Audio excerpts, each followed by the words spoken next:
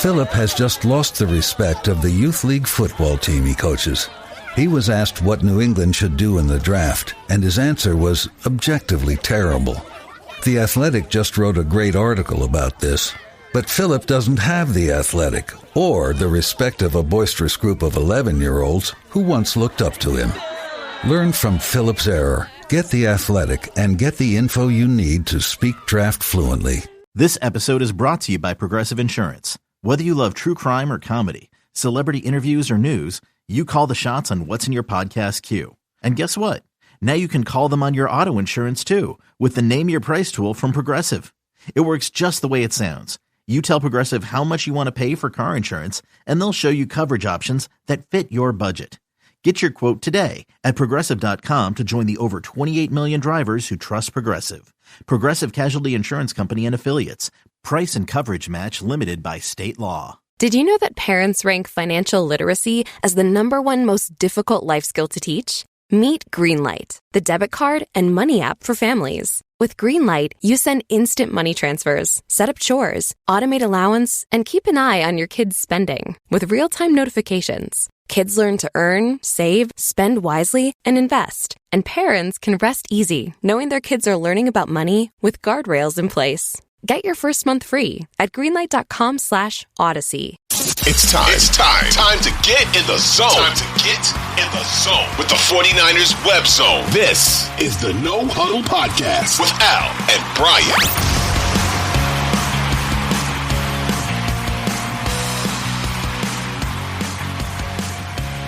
'49ers Web Zone No Huddle Podcast, part of the Odyssey Network. I'm Al Sacco with you on day 2 of the NFL Draft in a day and a night that I thought, you know what? The 49ers did okay. I do. What were the biggest needs heading into this draft? Wide receiver, offensive line, corner. They've hit on all 3 of these things so far. And I also think they had a good day because they did not trade Deebo Samuel, which to me was huge. So the rumors are flying around. Let me start with Deebo and Ricky Pearsall and where I think all this kind of is coming together and starting. So Niners get Pearsall, and I get there's the trade rumors with Aiyuk, which I understand because of the contract, right? Aiyuk's contract, is he going to resign? If we don't resign him, do we have to trade him? But the Deebo stuff, Deebo is not going to be there next year. But trading him this year didn't make a whole hell of a lot of sense to me at all, because you're still trying to win the Super Bowl with this core. Now, the 49ers are in an interesting spot where, while they are still trying to win with an extremely talented core, that core is aging. But you still have Kittle, you still have Hargrave, you still have these older players that you want to win Super Bowl with. So trading Deebo didn't make a lot of sense to me. But you're in this predicament where you have this extremely talented and aging core, but you're also trying to retool for what could be a very different team in 2025. And Deebo is kind of one of those aging players who's caught in the middle of that transition to me. So I know Deebo is not 32 years old, 33 years old. I think he's 28. He's got a lot of wear and tear on his body. And also he's most likely in the last year of his contract. So this will probably be a last dance type thing for Deebo Samuel. But I thought you still had to roll with him this year. If you got rid of Deebo and Eric Armstead, you're a worse team than you were last year. You just are. Deebo is a one-on-one type guy. There are many other players like him. And, Collins and Elliott, whatever, they're not going to replace Eric Armstead. They may have good years, but they're not as good as Eric Armstead. So you already don't have Armstead. Getting rid of Deebo to me just would have been, I thought it would have been crazy. I thought it really would have set you back unless Pearsall comes in and he's Puka Nacua in year 1, which you can't really put that on the kid. It's really interesting, though, because Josh Dubois put out a stat that I saw where he said San Francisco played the second fewest snaps with 3+ wide receivers last year, with 410 snaps. And since Kyle Shanahan's been there, they've actually played the fewest 3 wide receiver plus sets in the NFL. Is that going to increase with Pearsall on the team? I don't know. But again, with rookie wide receivers, while some do come in and play better now than they did years ago, it still could take some time. So you don't want to rely on him to play that big of a role in another season where you're trying to win the Super Bowl. You want to bring him in, bring him along slowly, see how he does, and then you still have Deebo and Aiyuk there. And it looks like that's where we're headed. I cannot see Deebo Samuel getting traded at this point in the draft. I mean, we're going to trade him for fourth round. We're not going to do that. I think we're out of the woods now, and Deebo's going to be part of the team. And good, let's go. Let's run it back as much as we can with the squad and see where they get from there. Now, day two, offensive line has been on everybody's mind that the Niners need to upgrade there. And when they didn't take one in the second round, kind of thought to myself, like, okay, are they maybe they are good with the starting five they had last year, and they're going to roll back and they don't care about it as much as we do. But it turns out they do, and they did take an offensive lineman in the third round. But let's start with the second round pick. They take the corner here. And if you look at the Niners secondary, the way it's set up right now, you have Lenore, who's obviously a terrific player, and the same with Ward, who might have had a career year last year. But beyond that, they were playing Logan Ryan in the slot in the Super Bowl. They did not have depth there at all, other than those two top guys at corner. And now you have Isaac Yiadom. Now you have Renardo Green. Now you have what looks to be a really strong group of four top corners that are going to be able to play for you this year. And Green's an interesting pick to me. So I've seen a little bit, a lot of good stuff, but some negative things too. He looks like he's going to be a good fit for the 49ers. So Louis Riddick said that he thought he was the best press corner in the draft. Now he's a physical corner who's very competitive. He tackles. Again, he's going to be a good fit for this defense. The most yards he allowed last season was 46 to Pitt. And overall, he only allowed 22 a game. He had good showings against Malik Neighbors and Brian Thomas. And now, again, that 49ers cornerback room, it looks to be loaded. Now, trying to go to school on him a little bit, because I'll be honest, once you get past the first round, there's some people who do a lot with draft stuff, and they may know some of these guys. I don't. I got to go to school on a lot of these guys. Once we get to the end of the second round, third round and beyond, got to go to school on these guys and kind of see who they are, what they've played like, what you can expect for them on the team. So Dane Brugler does the Beast every year. It's just such a terrific draft guide. It's really in depth, goes over a lot. So he had Renardo Green as his 17th ranked corner and a fourth round grade on him. So that concerned me a little bit. But what Dane says his strengths are is that he's patient and controlled in press man coverage. He's smooth with above average body control to react to route breaks. He's quick to key on routes and feels combinations around him. Didn't jam much at the line of scrimmage on tape, but he pins receivers to the sidelines and physically pesters them with his hands throughout the route. Reads receivers' eyes and body language to understand when the ball is arriving. He uses his body length to barricade the catch windows. Allowed only one catch of 20 plus yards in 2022, which was a 22-yard reception against Syracuse. He's very good in run support. Like I said, he's a serviceable tackler. Intensity level, he says, is cranked in all areas. Has safety and special teams experience as well. So he's a versatile guy. And he didn't miss a game because of injury in the past two seasons, which is huge to be able to come in and be somebody who's going to play through injury. Now, his weaknesses, average size and speed for an athlete by his standards. He's not quite 6 feet tall. It says he's 5'11" and 7/8 here. Says that he's quicker than fast and not going to close the gap on vertical routes. Now, he can get grabby on the top of his routes if and when he tends to panic, and maybe because he doesn't have that speed, he has to make up for it. He was flagged, and this is a little bit of an area of concern for me. He was flagged a total of 11 times the last 2 seasons, including 4 pass interference penalties in 2023. Dane says that number could have been higher. He stays locked on the receivers and doesn't appear comfortable getting his head turned to locate the football. He only has 1 career interception, and that came last year. He lacks pop at contact as a tackler and is more likely to absorb a hit than drive through the ball carrier, but he is a willing tackler. So summary on Green, a 2-year starter at Florida State. Green was a perimeter cornerback and a defensive coordinator, defensive coordinator, Adam Fuller's balanced coverage scheme.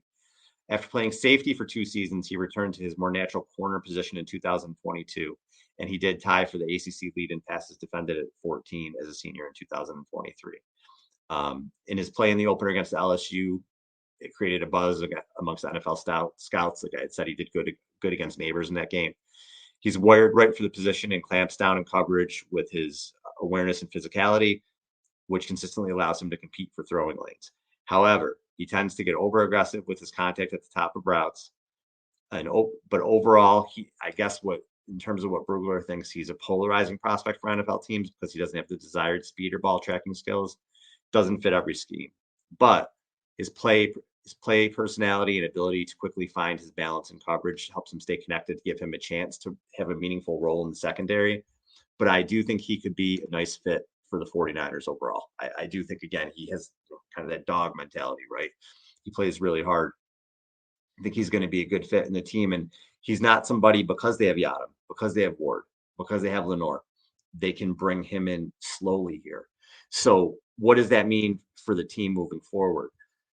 I don't see any way that they can re-sign both Lenore and Ward. I just think when you have Brandon Aiyuk's contract coming up, it's just going to be too expensive. So they probably are going to have to choose between one of those two guys. If I had to guess right now, I would guess Lenore is the guy that they're going to re-sign. The reason I say that is Lenore is more versatile. He's younger, but Lenore could play inside and outside. He's the guy to me that I think is going to get the extension probably this offseason. I don't think it's a complete 0% chance that Ward gets extended, but he's coming off a hell of a year. And if he plays even remotely close this year to what he did last year, he's going to make a lot of money. And Ward's getting a little bit older. He's pushing 30. So you have to think that they would go younger with Lenore there. Yadam's only on a 1-year deal. We'll see where that goes if he's somebody that they decide to bring back. But this is a good pick. They needed a corner. So now through 2 rounds, they have a wide receiver, which was a need because, again, regardless of the Aiyuk situation, Juwan Jennings and Deebo Samuel probably aren't going to be here in 2025. So you have the receiver that you can bring in that can contribute this year, and then hopefully next year can take on a starting role. You have the corner that you're bringing in that can contribute this year, and then hopefully in 2025 take on a starting role. So what they're doing is they're retooling while staying competitive, and those first 2 picks did that. Now, 3rd round, thinking to myself, man, when is this team going to move up and take an offensive lineman? You know what I mean? When are they going to make that move? When are they going to say, okay, we need an offensive lineman here? And they do. They end up trading their 3rd rounder, one of their 3/4 to move up 8 spots to take Dominick Puni, who was very versatile in college and played both tackle and guard, but he's going to play guard in the NFL. Now, Brugler had him ranked as his 5th best guard in this class. He had him with a grade of his 2nd, 3rd round. I think this is a really good pick for the 49ers, a really solid pick for them. When you look at the position in the interior, been talking about it all offseason, it really worries me, 1, the age of the offensive line, and 2, we've just seen over and over and over again, they're just not good enough on the interior or right tackle, really. But you have Trent Williams, who is an all-world player, right? I mean, he's best left tackle in the league, arguably. He's a Hall of Famer. So you have him there. Aaron Banks is in the last year of his deal. You see the guard money kind of went crazy this offseason. I'm not sure that Banks is going to be a guy that they bring back either. He was okay this past year, but I don't see the Niners, unless it's a team-friendly deal, I don't see them breaking the bank to, no pun intended, to bring him back. Then the other positions are where you kind of get worried a little bit. So Jake Brendel is an average center, and he's 33 years old. And I really thought center, and still might be, would be a position that they're going to address in this draft as well, because they need somebody. And Kyle Shanahan, on, whether it's Alex Mack or, again, when he went out and tried to get Western Richburg for the 49ers, injuries cut his career short with the Niners. But center's always been a point of emphasis for Kyle. So I'm a little surprised that they're still running with Brendel, but he's serviceable, but they can be better there. Feliciano, he had a good year last year, but again, he's 32. He's on a 1-year deal. He's not a long-term answer at guard, not by any stretch of the imagination. And then you have McKivitz as well at right tackle, serviceable, but they can use an upgrade there. Obviously, they're not going to be able to replace 3 or 4 offensive line positions just in this one draft, but they get Puni, who can come in, and it looks like I said, he's going to be a guard for him. Now, Brugler said he's got a workable frame with upper body strength. He fires his large hands to deliver pop at contact. He's able to steer defenders in the run game once he gets his hands on them. Quick out of his stance with the foot speed agility to reach his pulling landmarks. He doesn't panic and stays on schedule to steal and bury moving targets. Stays wide and controlled with his pass set depth. Anchors down versus power as a pass blocker. Only had 2 penalties in 2023, 1 holding and 1 ineligible downfield. His Kansas coaches praised that he's calm, he's steady, he has that kind of demeanor in the way that he approaches every single rep. And like I said, he's cross-trained. He plays tackle, he played guard, and he also played center during practice and lined up at center on a critical 3rd down and short conversion on 2023 Kansas State tape, whatever that means. His weaknesses: high cut and carries some excess weight in the middle. Doesn't have ideal arm length or lateral range to cut off in the rush. His high pad level leaves him susceptible to getting pulled off balance. Eager hand strike, but his placement will let him down at times in pass protection, allowing rushers to slip away. Can be late with his weight transfer and improperly answer counters. Suffered a torn MCL in his left knee in September 2021 in the 2nd game. He missed the remainder of that season. He spent most of his college career at Division II, and he is 24 years old, so he's an older player. Now, he started 2 years at Kansas. He started at left tackle. He started at guard. In 25 straight starts, he has not allowed a sack. So he's a good pass blocker. Overall, Puni will get himself into trouble bending at the waist, letting his pads rise, but he plays big, powerful, and sends a harsh message with his hands while staying controlled through contact. He can play tackle if needed, but projects as the NFL as a starting guard or center. And it looks like the Niners are going to be using him at guard here. Very good pick. I think that they've hit on needs in day 2. We'll see where the rest of the draft goes. Selling a little or a lot? Shopify helps you do your thing, however you cha-ching. Shopify is the global commerce platform that helps you sell at every stage of your business. From the launch your online shop stage, to the first real-life store stage, all the way to the did we just hit 1 million orders stage. Shopify's here to help you grow. Whether you're selling scented soap or offering outdoor outfits, Shopify helps you sell everywhere. From their all-in-one e-commerce platform to their in-person POS system, wherever and whatever you're selling, Shopify's got you covered. Shopify helps you turn browsers into buyers with the internet's best converting checkout. 15% better on average compared to other leading commerce platforms. And sell more with less effort thanks to Shopify Magic, your AI-powered all-star. Shopify powers 10% of all e-commerce in the U.S. And Shopify is the global force behind Allbirds, Rothy's, and Brooklinen, and millions of other entrepreneurs of every size across 175 countries. Plus, Shopify's award-winning 24/7 help is there to support your success every step of the way. Because businesses that grow, grow with Shopify. Sign up for a $1 per month trial period at shopify.com/Odyssey Podcast, all lowercase. Go to shopify.com/Odyssey Podcast now to grow your business, no matter what stage you're in. Shopify.com/Odyssey Podcast. You're finally tackling your spring home improvement projects. Hello, 2024 Dream Garden. Until you realize you're short 3 bags of mulch. And why didn't you get that pair of gloves you were looking at? Luckily, through Instacart, you don't have to stop mid-project to run to the Home Depot. You can get your missing gardening supplies, tools, and more delivered in as fast as 30 minutes. Have more time for your project and get the Home Depot delivered via Instacart. Visit instacart.com to get free delivery on your first 3 orders. Offer valid for a limited time. Minimum order $10. Additional terms apply. Worried about letting someone else pick out the perfect avocado for your perfect impress them on the 3rd date guacamole? Well, good thing Instacart shoppers are as picky as you are. They find ripe avocados like it's their guac on the line. They are milk expiration date detectives. They bag eggs like the 12 precious pieces of cargo they are. So let Instacart shoppers overthink your groceries so that you can overthink what you'll wear on that 3rd date. Download the Instacart app to get free delivery on your first 3 orders while supplies last. Minimum $10 per order. Additional terms apply. The Niners have been very good late in drafts. So it's you say, oh, well, the 4th round, 5th round, 6th round, these picks don't typically work out. For the Niners, it feels like they do. So what they have to do on day 3, I think they can still get guys that can eventually help their team. When you look at needs for them, again, I still think there's needs everywhere moving forward. They could take a running back. McCaffrey, again, almost 800 touches the last 2 years. Mitchell's not going to be around it for this year. Mason likely won't be. Patrick Taylor's on a 1-year deal. They could absolutely bring in another running back late. I don't think Isaac Guerrero got picked yet. I'm recording this while they're still drafting, but I don't think that he got picked yet. So running back's a position they can attack. Can they bring in another receiver still? Absolutely, because assuming Aiyuk is going to get re-signed, like we said, Jennings and Deebo probably won't be there in 2025. So you really have Aiyuk, you have Pearsall. And I don't think Ronnie Bell's a long-term answer. So you could absolutely see another wide receiver get taken. George Kittle's 31. The tight end can be on the board for them tomorrow, or in day 3, I should say. Offensive line, do they still need people? Yeah, we just talked about it. They do. You can take a tackle. You could take a center.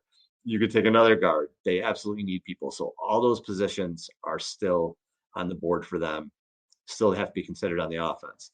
On the defensive side of the ball, you still really just have Nick Bosa in terms of long-term answers at defensive end. Leonard Floyd is 31 years old. He's a 1-year, maybe 2-year type stopgap. You don't know what Gross Matos is. He's going to probably rush from the inside and passing downs anyway. Probably do base stuff at defensive end.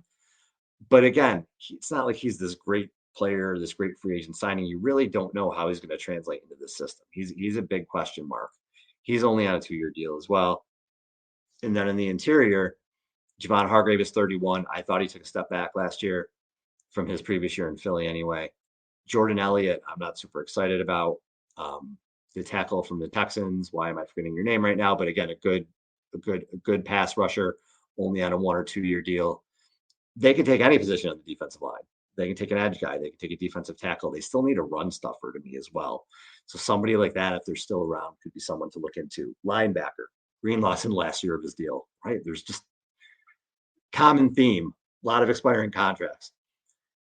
Linebacker could be a position that they take as well, not only for next year, but again, if Greenlaw is not somebody that you're going to re-sign long-term, because if he's healthy, he's going to be expensive as well.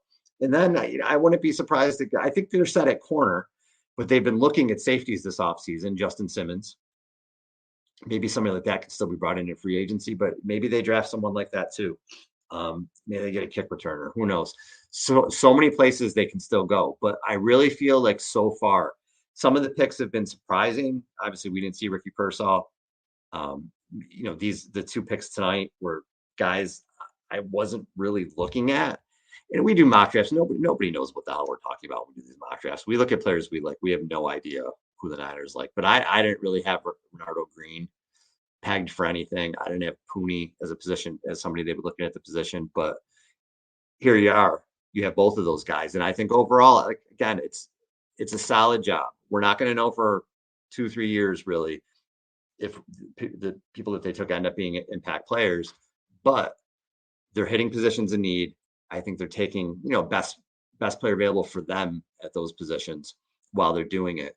The Pearsall pick was smart if he was their guy, because after he got picked, you saw that run on receivers go. Now, you could argue they should have taken McConkey or one of the other receivers instead of Pearsall. That's up to you if that's what you think. Pearsall, to me, is someone who's going to be able to separate, and the Niners have had issues with that. I think he's going to be a very reliable target for Purdy. When you look at the Super Bowl, there's a million reasons why they lost that game, but one of them was they couldn't separate against those Kansas City defenders in the secondary. Deebo had a really rough game. Aiyuk only had 3 catches on 6 targets. Kittle only had 1 or 2 catches. They needed somebody who could separate, give Purdy someone to, a safety valve there. And that's maybe what they think Pearsall can do. And Pearsall lined up all over the place in Florida. So they can also, how Kyle is. Kyle's going to use him in a million different ways. So I think that was a very, very, very good pick for them. And again, not somebody, I think he will play a decent amount of snaps this year, but I don't know that they need him to, because you still have Deebo and you still have Aiyuk and you still have Jennings and Kittle. So now you can ease Pearsall in. Same thing in the secondary. You still have Ward. You still have Lenore. You have Yadam. So now you don't need your rookie corner to come in and play big snaps. You can ease Green in with eyes on a bigger role in 2025. Now, can Puni win a starting job? I think he can, because I don't love their interior, their offensive line. Do I think he could beat out Feliciano? Sure, I do.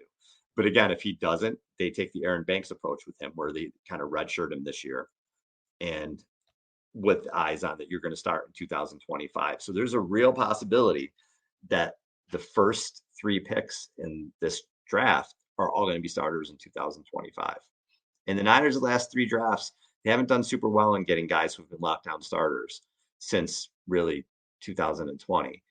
So at least in the early rounds. So to get these guys now in rounds 1, 2, and 3, where it looks like you got 3 starters, it's a good couple days. It is. It's a solid couple days. Are there question marks with them? Green with the penalties. Sure. There's always question marks. You don't know until you know.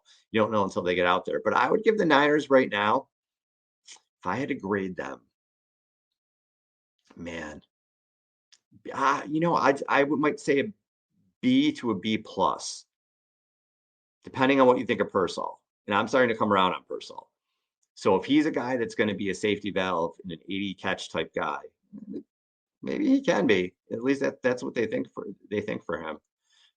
I'm going to give him a B to a B plus right now. It's been a good couple days. I'm excited to see what they do and what positions they attack in day 3, and we'll see how that goes. But that's where I am, and I'm curious what everybody else thinks too. Tweet at me and let me know what how you think the Niners have done, what grade, and we'll see. So moving forward, I don't know if we're going to do another show after day 3. Probably not, but we're working on getting Matt Miller back to go over all the picks for the Niners, and he can break down what he thinks. He's a Niners fan, so he could break down what he thinks of the players and how the Niners did. And we'll see. But overall, I think if you're a Niners fan, you still got Aiyuk, you still have Deebo, and you might have added some decent players here. And the Niners have their eyes on. They understand where their needs are going to be. They understand what their weaknesses are, I think, and they're attacking those. You're not going to be able to get every position in the first 3 rounds, but they did a pretty good job. Once I was a little worried they were going to take an offensive lineman, but once they did, I'm like, all right, you know what? I think they had a good plan. I think they executed well. They traded up for an alignment that they liked, and I think they did okay. So I'm going to say B to a B plus. Pretty solid first couple days. Hope you guys think the same. We'll see how it all works out. 9-0-3! 1, 2, 3!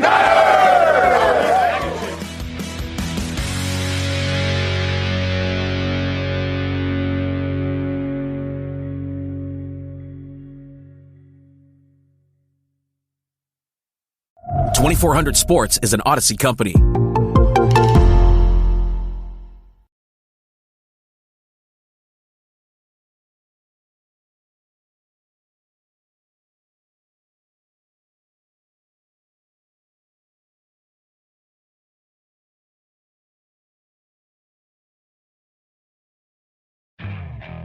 Okay, picture this. It's Friday afternoon when a thought hits you.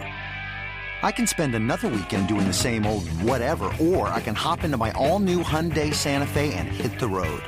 With available H-Track all-wheel drive and 3-row seating, my whole family can head deep into the wild. Conquer the weekend in the all-new Hyundai Santa Fe. Visit HyundaiUSA.com or call 562-314-4603 for more details. Hyundai, there's joy in every journey.